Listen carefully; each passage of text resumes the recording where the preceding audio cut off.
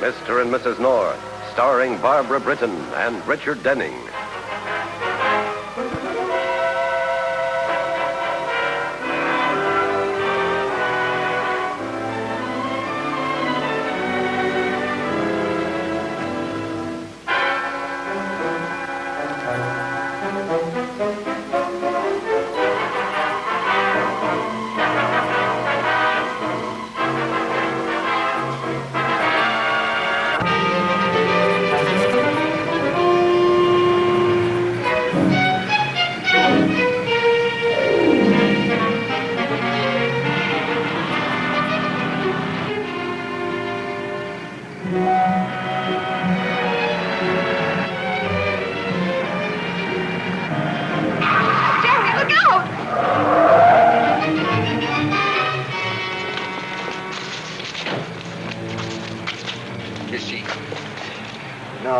She's just stunned.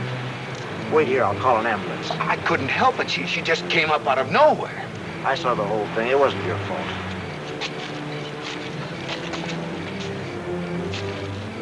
Lie still. There's an ambulance coming. I'm all right. We know, but we won't take any chances. Everything's going to be all right.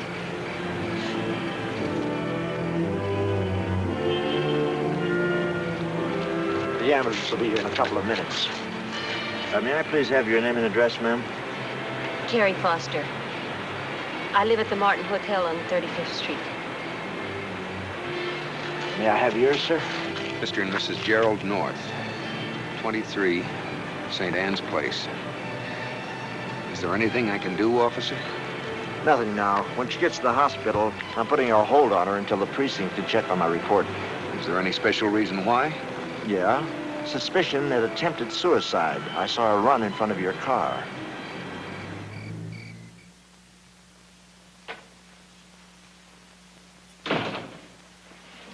Pam? Hello, darling. Did you see this thing in tonight's paper about Carrie Foster? Why don't you sit down? I'll bring you a nice... hired companion questioned in death of former film star. Look, they've even got a picture over here. Yes, I've seen it. Here. The coroner's jury today brought in an open verdict in the case of the strange death of Adele Dobkin, 58, one of the reigning beauties of the silent film era. Her death was attributed to an overdose of sleeping pills, Want but me the to bring you pipe circumstances... clippers? You know I don't smoke a pipe. Hey, what's the matter with you tonight? Well, there's something I want to talk to you about. Yeah, all right, well, just a minute. Carrie Foster, for many years, Miss Dogham's paid companion, underwent intensive questioning, but insisted that she had no knowledge of the Jerry. circumstances and that... What is it? Can't you see I'm trying to...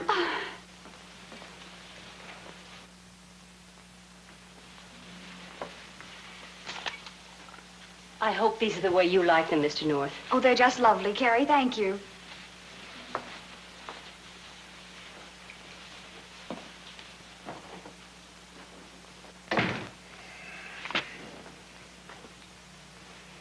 All right, let's have it. I tried to tell you, but you wouldn't listen. Well, I'm listening now. What's she doing here? Well, it's my fault. I called and asked Carrie to come and see me when she left the hospital this afternoon. Oh, darling, she hasn't any money. She's out of work, and she can't get another job until this commotion dies down. There isn't even a friend to whom she can turn in the meantime. I see. Now, what did you tell her?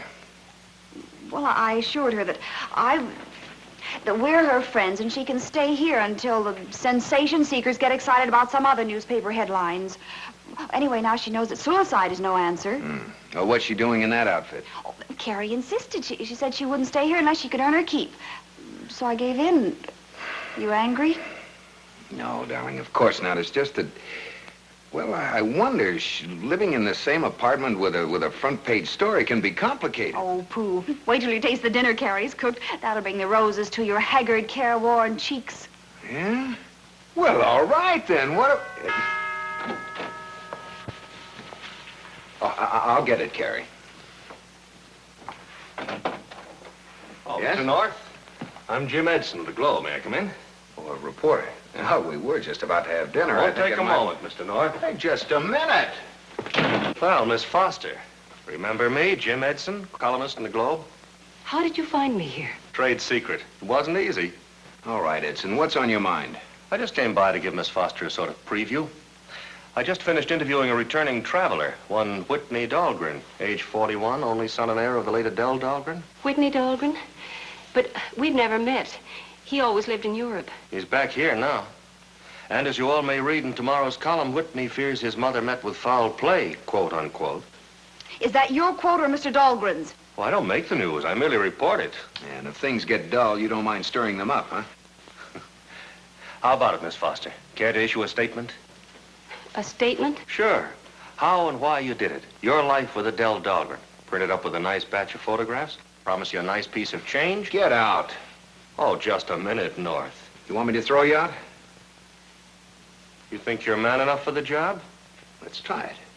Okay. Hey! Ball of nerve. Thank you, Mr. North. What are you doing? You're not going to have any more trouble because of me. Now, just a minute. You're staying right here as our guest or as our cook, whichever you prefer, but you're not leaving. But I can't. No cheap tabloid reporter is going to run you out of my house, and that's final. Mrs. North, tell him that Oh, I can't tell him anything when he's in this mood, Carrie. You'd better do just as he says. I'll bring in the dinner. That's because you're a very nice fellow, Mr. North. Hey, these are wonderful.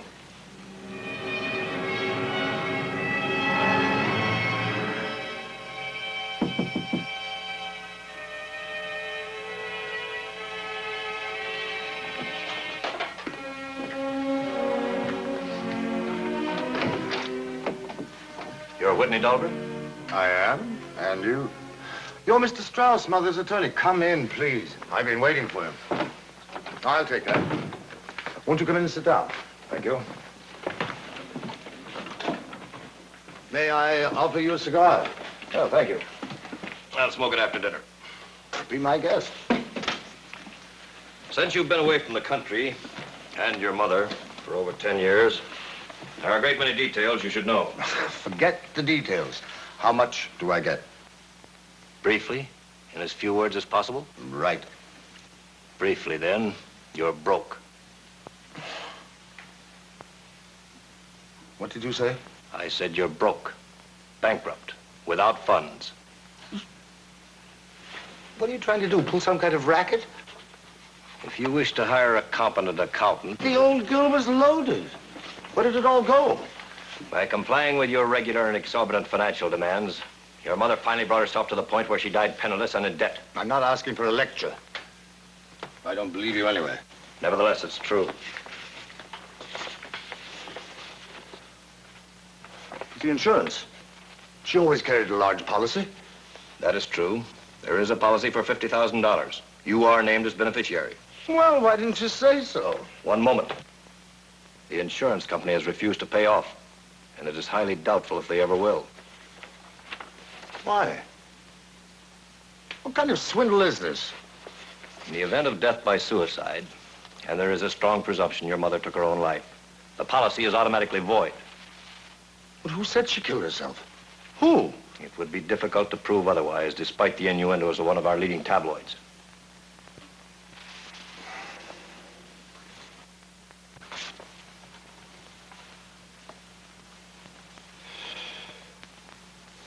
The necklace.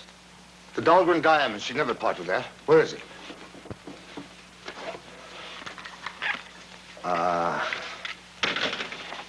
That's the baby. Not quite. They're paste. Paste. You mean to tell me these aren't the Dahlgren diamonds? I'm sorry. At some time, exactly when, I don't know. Your mother disposed of the original jewels and replaced them with this inexpensive replica. I'm overdue for dinner. Stop in at my office tomorrow morning. There are a few formalities.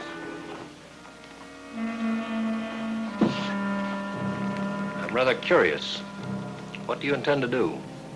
Do? What do you mean? Well, to my knowledge, you've never had a job. Never equipped yourself for anything. Going to work for the first time at your... Oh, get out! Good night.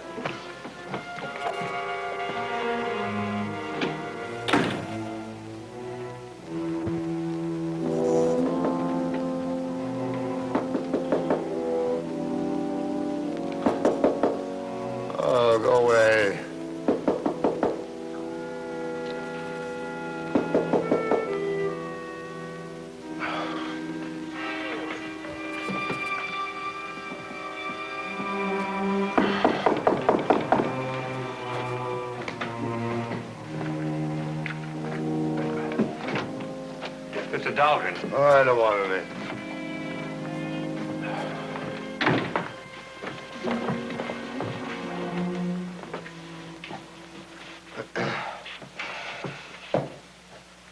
You looking for trouble? Could be. That's good. I've got lots of it. Help yourself. Okay. How about a couple of samples? Money gone? No insurance on account of suicide? Dahlgren diamonds?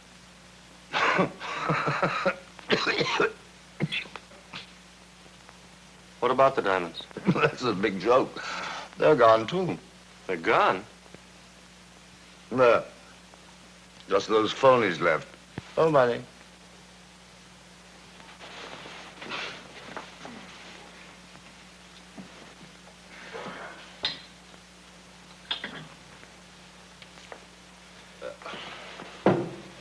Listen to me. Oh, you're too drunk to know what I'm talking about. So I'm drunk. You want to make something of it? Okay, I apologize. No. Who the devil are you, anyway? Edson, I write a column for the Globe. We met at the airport, remember? So, what's on your mind? I think you and I can do each other quite a bit of good, Mr. Dahlgren. First of all, what do you know about Carrie Foster?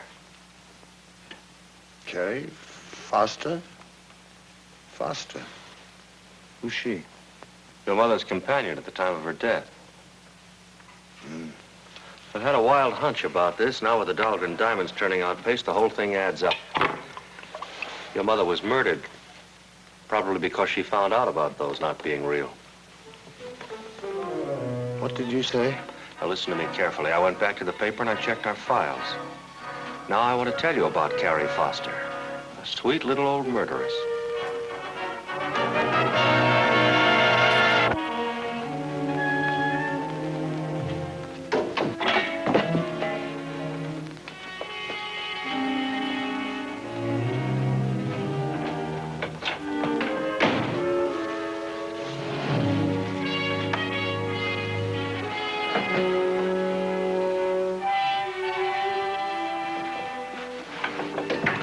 This.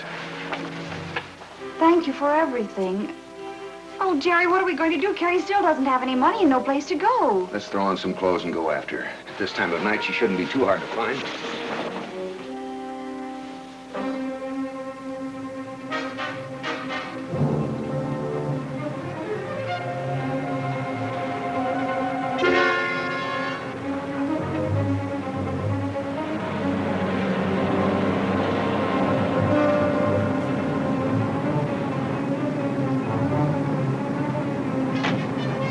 There she is, Jerry, getting into that cab.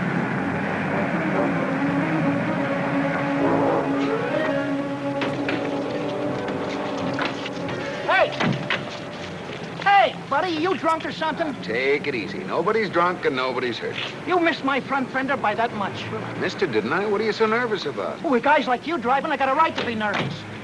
Hey, wait a minute, lady. What are you doing with my fare? We're taking her home with us. She won't need the cab.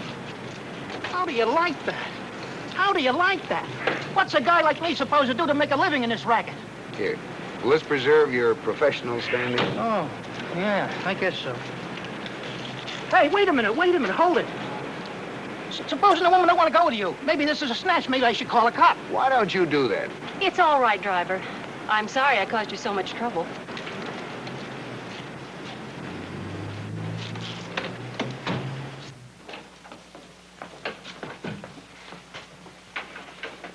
All right, now, Carrie, sit down. And remember, dear, we're your friends. We want to help you if we can. I have no right to impose on you. You've been wonderful, but But what? there's something about me you should know. Something I should have told you. You don't have to tell us anything, Carrie. I've got to, Mr. North. Then maybe you'll see why it'll be better for you if I go now. Some years ago, well, before I worked for Adele Dahlgren, I worked as a companion for an old lady, an invalid. Her name was Mrs. Corey, and she lived in a little house just outside of Bridgeport. Well, one night she was found dead. Well, it's a terrible thing, but I don't see how that... But don't you understand?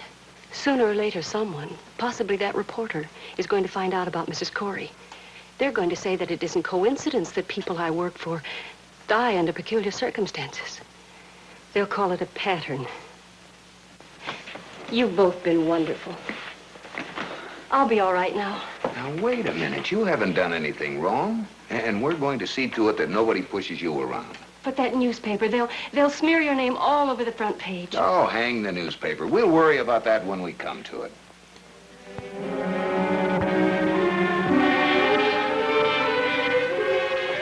I'll keep ringing. This is urgent.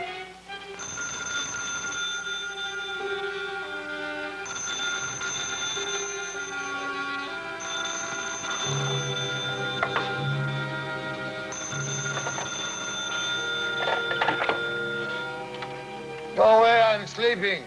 Well, this should wake you up, Mr. Dahlgren. Seems you may be able to collect on an insurance policy of your mother's after all. I told you I don't want to.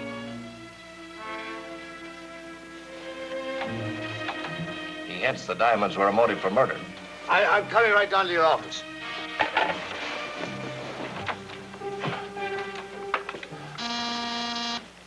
Come in, come in.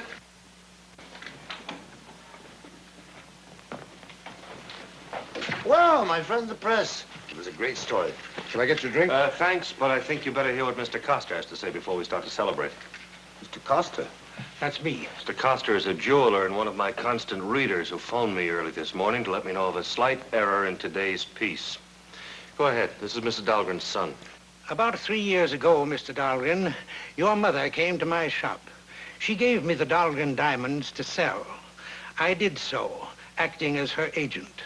She also commissioned me to make for her an imitation necklace, worth perhaps a few $100. This I did.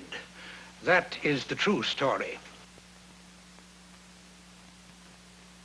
Thanks, Mr. Coster. I'll be in touch with you. Do you wish me to make a statement? Oh, later. I'll take care of it.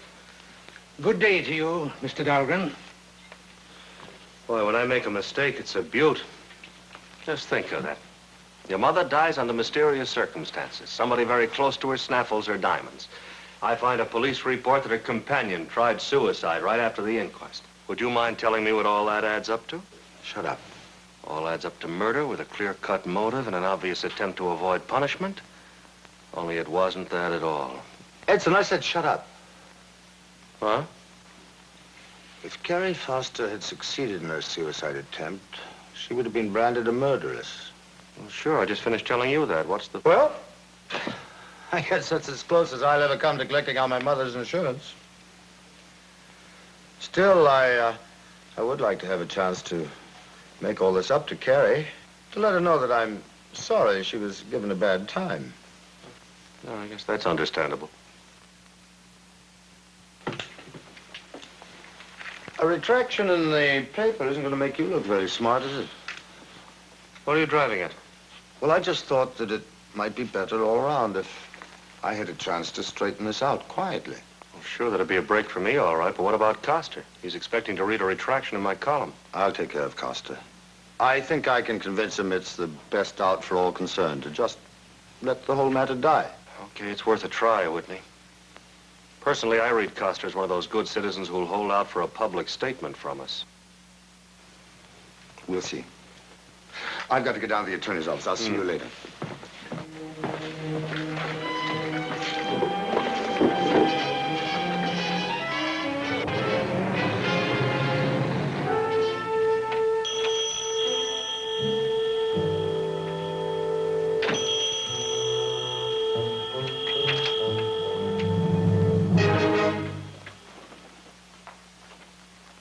Mr. Dahlgren.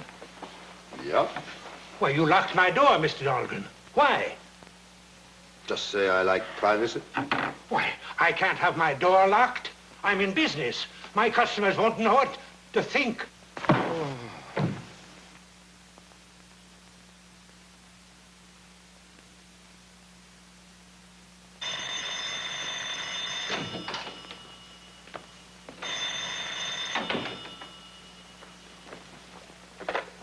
Hello?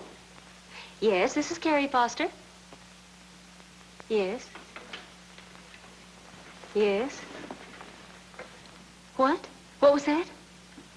So, Miss Foster, if you will meet me and Mr. Coster at the attorney's office, we can clear your name at once. Excellent. We'll be waiting for you at Mr. Strauss's office. Yes.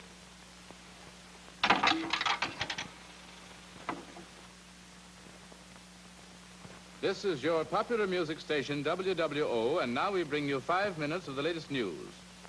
Hey, Pam, kill that thing, will you? Kill what thing? The radio. I can stand music while I'm working, but that voice of doom newscaster is another matter. Police are investigating the brutal slaying of Jerome Coster, whose mutilated body was discovered within the hour. More work for poor Bill Weigand and the police. Yeah. Jerome Coster? Coster? And Senator Honeycutt stated this morning that he would call his committee into immediate session. Oh, no, we missed it. He did say Jerome Coster had been murdered. And Carrie told us that Jerome Coster was to be at that lawyer's office to meet with her and Whitney Dahlgren. Oh, what was the name? Strauss. What are you thinking, Jerry? We better get down to Mr. Strauss's office and see what's going on. I don't see how a dead man can clear Carrie's name.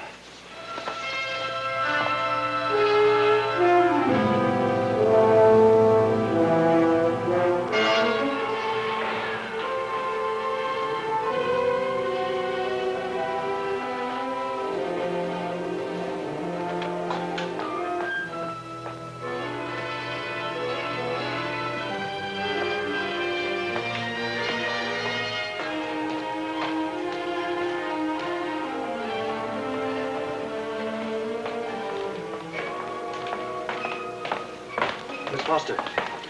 Yes? I'm Whitney Dahlgren. I wanted to catch you before you got to Strauss's office. You're in trouble, Miss Foster. Trouble? But I thought you said that I was wrong. This is a trap. When you go into that office, you'll find the police there waiting to arrest you. Come this way. I'm trying to help you. But I don't understand, Mr. Dobkin. The jeweler is waiting to identify you as the party for whom he made the paste replica of my mother's necklace. He'll try you for murder, and you'll be convicted. But that's ridiculous. I didn't kill your mother, and I don't know anything about her necklace or the jeweler. Police won't believe you. Remember, you tried to commit suicide. Then there was that other woman you worked for who died. Take me to the office. We'll see what they believe. All right. But remember, I tried to warn you.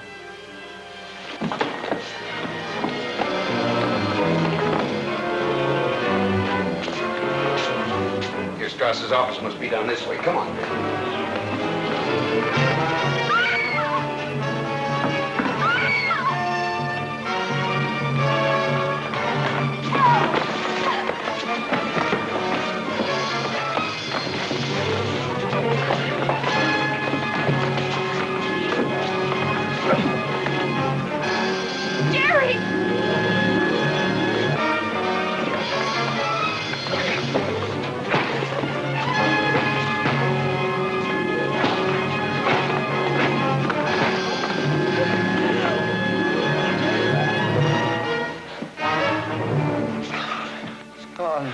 It's all gone.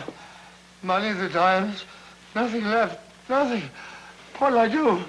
What can I do? Stop moaning, Dahlgren. You've got it made. 3 meals a day, a roof over your head, and if you're lucky, a view of the river. From now on, the people of the state of New York are going to take care of your future. Come on. I know you're going to miss her cooking. Oh, cakes. Your valise is in the cab, Carrie. I'm ready. But I do hope your friend, Mr. Stewart, will be satisfied with my work. Well, Jack Stewart's a darn good writer and one of my favorite people. And he certainly needs a good housekeeper. But remember, I warned you. I know.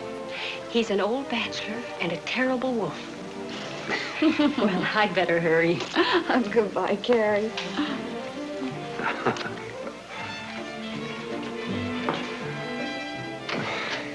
Women are the... Yes, dear. You were saying? The most wonderful.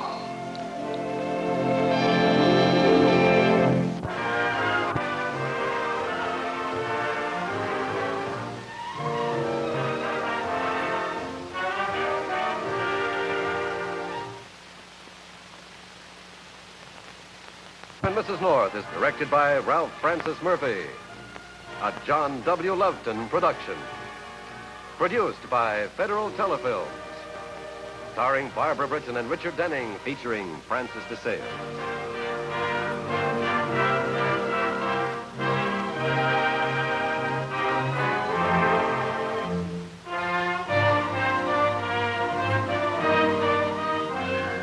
This has been a film presentation.